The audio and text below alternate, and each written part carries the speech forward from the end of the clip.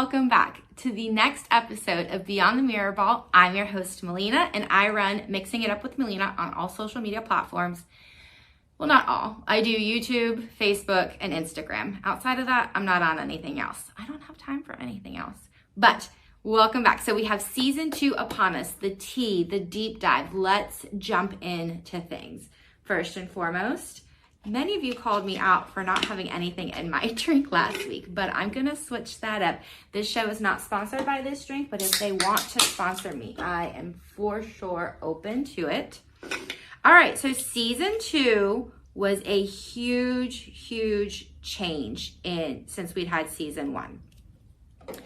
Season 1 set the bar, but season 2 for me, and maybe this is a random hot take,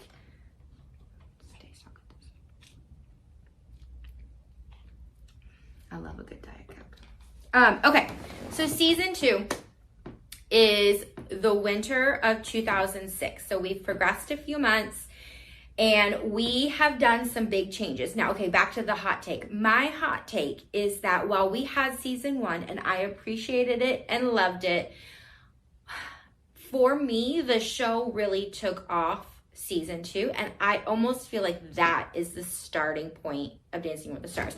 Now, hear me out. I love the pros. I love season 1. But do you understand what I'm saying? Like, I feel like it shifted so much. It kind of bloomed into something different. So season 1, we had the 3 judges. Season 2, we still have the same 3 judges. Spoiler alert, they're going to be around for the end of time. I surely hope so. Season 1, we had Tom Bergeron and Lisa Canning as our hosts. Season 2, we have Tom Bergeron again, but this year we have Samantha Harris.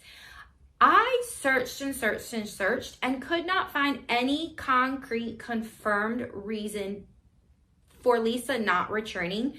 It's just a lot of speculation that it wasn't a good fit, which happens in TV all the time. I just thought somewhere along the lines in the last 20 years, someone would have delved into that a bit more and maybe gotten like concrete, yeah, she just wasn't a good fit, versus just a lot of speculation that is more than likely accurate. She just wasn't a good fit.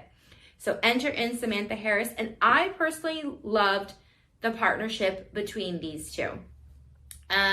We went from 6 couples in season 1 to 10 couples in season 2. All of the pros returned except for Charlotte, which at the end of this video, I will go over her answers. I'm calling it the Mirrorball Minute, which is the 5 questions I send to every pro and contestant that's been on the show. And she responded. I just got it yesterday, or I guess when you're watching this, last week. And at any point I get a response, whether it falls in line with the season or not, I'm still going to share it. So I will have her answers at the end. So before we go any deeper into season 2, which I'm super excited for, make sure this is your time now to get comfy cozy. Grab your drink, whether it's coffee, water, cocktail before bed, or a Diet Coke, and grab a blanket and let's get cozy, chatting like the 2 friends that we are. So I have my notes. I'm going to go, so I don't want to miss anything, because the more people we add, the more chances are I'll forget something. So here are your couples. We had Drew Lachey, member of 98 Degrees, a boy band singer, and his partner was Cheryl Burke. She entered the ballroom season 2. Then we have Jerry Rice, NFL legend, partnered with Anna Trubisky. And I've got to get better at these name pronunciations, especially when they're one of my favorites. Also her first year in the ballroom. We had Stacy Keibler, at the time well known and best known for being a wrestler in the WWE. I should verify which wrestling conglomerate she was with, but she was partnered with Tony Dovolani, a first timer in the ballroom, and also, like the rest of them, goes on to be a legend. We have Tia Camara, did I say that right? Actress, at the time best known for being the girlfriend of Wayne in Wayne's World, partnered with Maxim Cherkowski. And you know what? You, at this point, or if you're just getting to know me, you should know name pronunciations are not my thing. And that comes from a girl whose name is Melina. And I'm not even going to tell you what my last name was growing up, but it was not easy. Then we have George Hamilton, famous actor, partnered with Edita She was back for season 2. We have Lisa Rinna. At the time of this show, the housewives were becoming more popular, but Lisa was known, and what you knew her for being on the show was a soap opera actress. Many of you, as I've talked throughout the last year, had no idea that that's where Lisa Rinna started. Yes, she is a soap opera actress, or she was. Now she's best known for being a housewife. Partnered with Louis Van Amstel.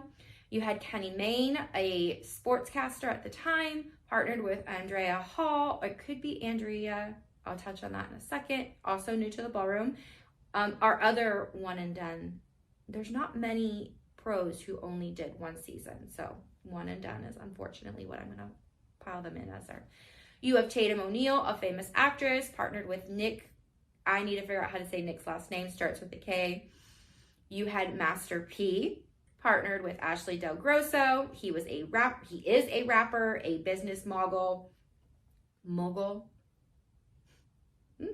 You had Giselle Fernandez, a famous reporter, journalist, partnered with Jonathan Roberts. All right, so these are your people. These are your couples. And we had a wide variety. At this time, they were still doing one from each category that they were looking for. Obviously, they extended it, but there was still they were trying to keep it where only one person came from the category that we knew them from. For me, this was the first time. When I tell you I loved Jerry Rice on this show, I loved Jerry Rice. I was glued to the TV. I was so, at the time in my life, surprised that a football player could dance that way. And you know what? It makes sense in hindsight, because athleticism to the level that Jerry Rice was, I mean, a Super Bowl winner, so he has so many acclamations and awards and all that. But they are really, now that you look at it in the bigger picture, they make the best, you would think, contestant on the show. One key factor being that if you are an athlete, you are coachable. And a lot of people, especially as we see throughout the show as it grows, do not have that coachable aspect. You have to be okay with someone telling you what to do, how to do it, what their expectations are from you. And whether you like it or not, you got to show up and you got to do it. Perfect example of someone who might not have been as coachable on that same exact season was Master P. Now let's rewind just a second. Master P was not intended to be on the show this season. His son, Romeo, who at the time was very much known as a rapper as well, was slated to be on the show. And literally days, I'm going to guess 2 weeks at the most, before the show, the first live show started, he hurt his ankle and he had to pull out. And so here you are, less than 2 weeks before the show kicks off, and they bring in Master P. And based on interviews that I looked at and things that I read, it doesn't come across to me as this was the first thing on his list that he wanted to do. And in fact, I don't even think, based on interviews that I saw at the time, that this was anywhere on the top half of his list of things to do. However, he was a good sport. He filled in, and Ashley did her absolute best to work with someone like Master P. I think Master P is someone who is used to calling the shots. He's used to, I'm not doing that, and no one bats an eye. He's used to being the one in control, and if you don't like what he's controlling, then you're out. And that is just my personal opinion, how I look at it. That may not be at all how he is, but based on what I saw, based on what I read, based on what I know, that just didn't come natural to him, which can be probably, I would say, and I will ask pros this as I interview them, probably one of the biggest roadblocks is someone who goes in with the mentality of, I'm helping you, you're not helping me. and we're just going to skirt by on this, I guess. I don't know. I interview Ashley next week, so I will circle back and let you know what her answers are. But I'm interested to see what her experience was with him. I think they got along on like the surface level, but anything deeper than that, I think they struggled hardcore with. I also read, and I don't know how confirmed of a source or outlet this was, but like, he just didn't show up on time. He did things at his pace, and I think that was his way of maybe controlling what he could control. And unfortunately, that probably, I don't want to speak on Ashley, but for me, would drive me insane. I don't know. How many of you are you even familiar? I feel like if you're my age or older, you're familiar with Master P. I mean, most of you probably know his like, nah. But yeah, so what I think Master P did for the show was probably brought a whole realm of people that had never or would have never watched the show if it weren't for his fan base, which so many people get on this, I mean, fixation of someone's not a great dancer, they shouldn't be on the show. And I have said this till I'm blue in the face, and I said it for season 1, and I will say it for every single season here on out. This show, obviously we want them to be a great dancer or grow into being a great dancer, but it is not just about dance. It is about the fan base, the personality, the engagement with the viewers, the connection that we see with the partners. Things like that make or break someone on this show. People were astonished that Master P made it 4 weeks on this show. Astonished. And here's the thing. Master P holds an award for the series of Dancing with the Stars as being the only person in the 34 seasons that we've had to ever get a 2. And not only did he get 1 2, but he got 2 2s. It was week 4, and both Len and Bruno gave him 2s. And I personally believe that the reason why he got as low as he did was because this was their way of trying to get him out. I think they were annoyed with him. Like Kenny Maine's partner, Andrea Hall, and it could be Andrea, it could be Andrea. I literally have searched the internet for information on this lady. I'm assuming she's married, and she does not associate with that name anymore. I can't find anything about her except somewhere on a website it says that she still teaches dance in Utah somewhere. Other than that, I literally cannot find anything about her. Even like Us Weekly, every few years they do like a Where Are They Now for the pros, and they literally share the same thing. Okay, so I have a couple hot takes in this next little segment of things. 1, I was so impressed every week with Jerry. I just remember being so surprised that a football player could dance like that. That is a pivotal, monumental piece of memory in my mind for this show. I just remember this was a can of worms being opened for the athletic world for us to see them be able to do so many things. But I also loved Anna. I immediately fell in love with her. Whereas for Cheryl, hot take, I have never been able to connect with her. And I know that sounds silly because obviously I haven't talked to most of these people. And I've never been in the same room with most of these people. But for me, so many of you love Cheryl. The love goes so deep with her. And I just never got that. But on the flip side, I felt that way for Anna. And so many of you might not have done that either. But I was rooting for Jerry and Anna to win for sure. And I really, really thought there was a chance that they could. And, you know, they almost did. The other thing I think for season 2 that so many of you think of is the famous dance. And I don't even need to say, I don't think anything else. I'll give you a second. The Drew Lachey, Cheryl Burke dance, the famous dance of season 2. What comes to your mind when I say that? Bingo.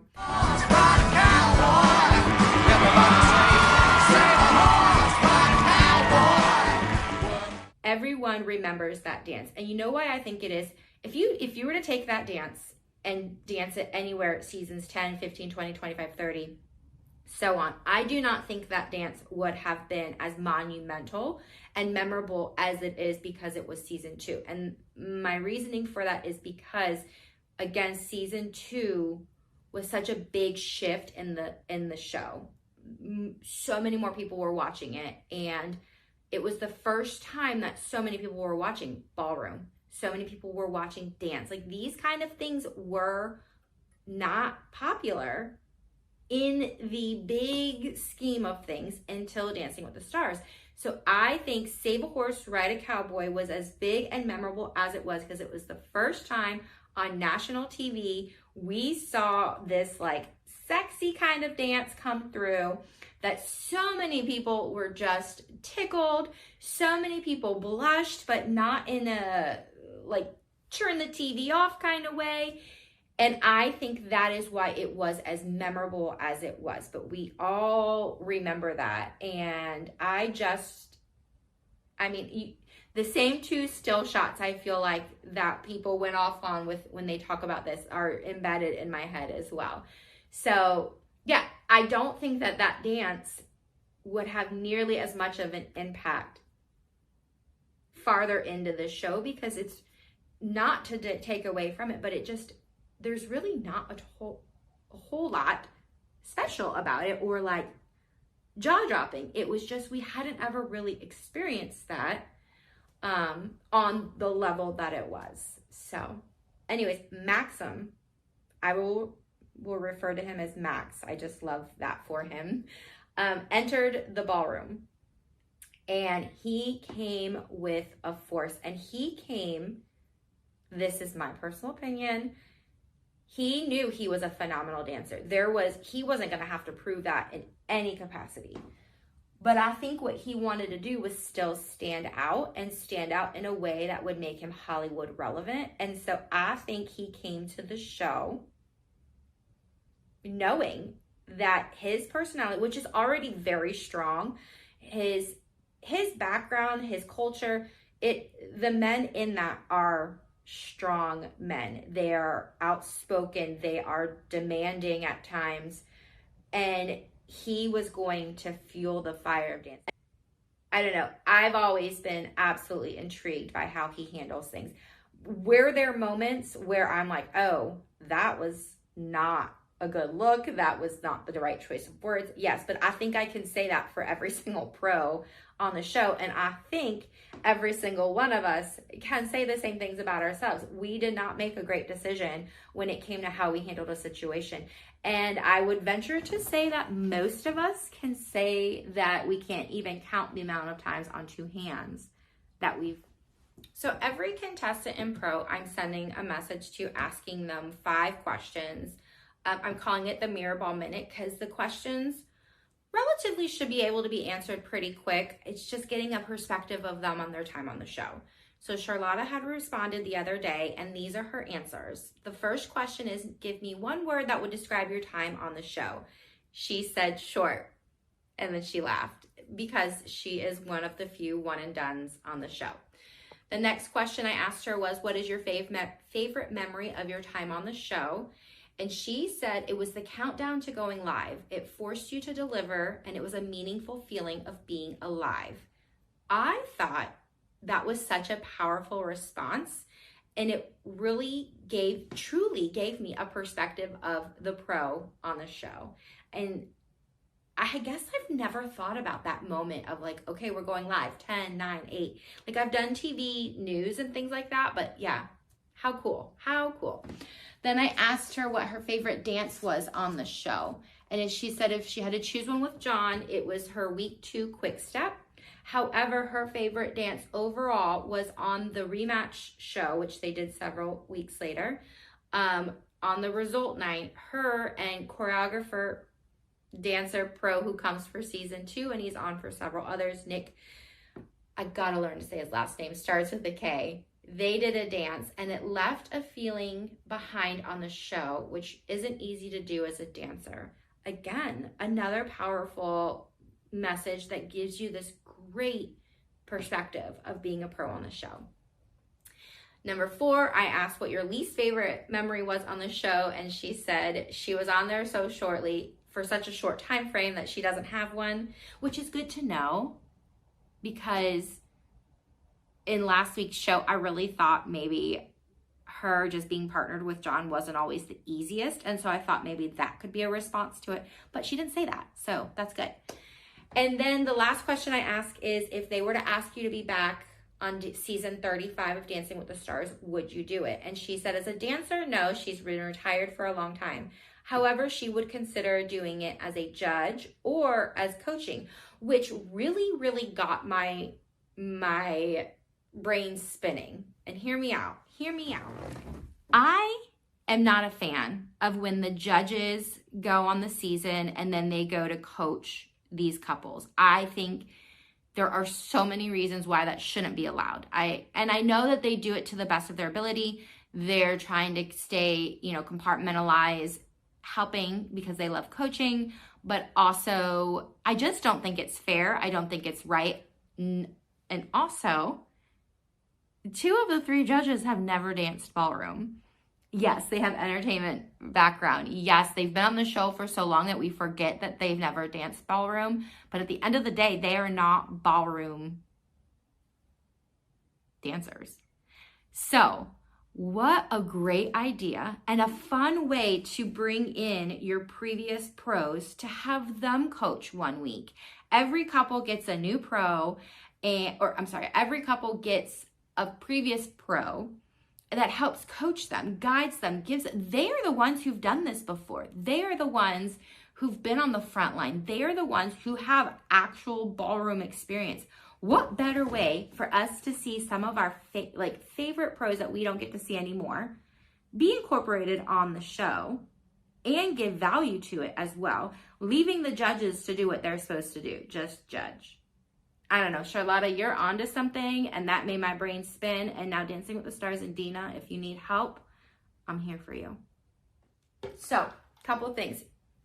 Season 1 came out. You guys are sending me so many messages, and I am loving that. I want it to feel, this chair makes a lot of noises. I'm sorry if that pops up in your thing. I wanted it to feel cozy. I wanted it to feel like we are weekly catching up on something that we both love. That is my goal for this. I had one of you, it was the cutest thing. So she pushed play on my YouTube and she would pause when she wanted to, if she had wanted something to say as if we were conversing. And so she would write that down and then she'd push play and we'd go on, and then she'd pause it again when, she wanted to add her take or give her opinion or agree, oh yes, that was super good. I 100% believe that or agree with that. And then she sent it to me. So then we could converse on a real conversation that she created. I thought it was the coolest thing ever. I am very, very grateful for all of you. I'm glad you're loving it. I'm sure we will grow. I will add things here and there. I will be able to start including people on this. It means the world to me for you guys to like and subscribe to this page, to follow, comment, share, save, all of the different things I have on all social media platforms. It takes literally maybe a minute to do it on all of my platforms and $0 for you to do that, but yet you are still supporting me and my growth and my page in so many ways. So please, please, please like, share, comment, subscribe. It's such a laundry list of things, but I really, really, really appreciate it. And I can't wait to keep doing this. I'm already excited for season 3. I meet with Ashley next week, and I can't wait to bring that to light for you guys as well. And yeah, my message box is always open. Shoot me a message. I love chatting with you guys, and I will see you next week.